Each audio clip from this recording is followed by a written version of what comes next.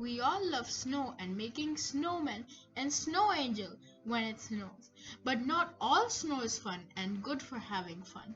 Some places get very bad sometimes, and they are known as blizzards. You may have guessed it by now. The extreme weather I'm going to be talking about today is blizzards. A blizzard is a severe snowstorm with a lot of snow and strong winds. A severe blizzard has winds over 75 kilometers per hour and temperatures of negative 12 degrees Celsius or less. Here's a fun fact. The blizzard that happened in Iran in 1972 killed more than 4,000 deaths, and it completely covered 200 villages.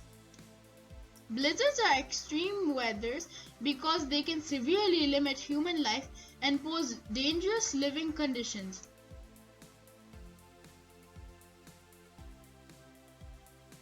For a snowstorm to be categorized as a blizzard, there are three conditions that need to be met.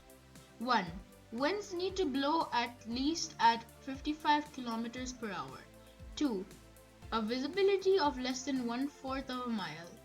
3. A blizzard should be 3 hours or more. This is a fun fact. Did you know that blizzards with no snowfall are called ground blizzards, and that in strong blizzards there can be no visibility at all? Blizzards are formed when hot air and cold air meet. When hot air is above the cold air, it makes conditions for wind and water to come together. When the water mixes with the cold air, it freezes to make snow. Here's a fun fact.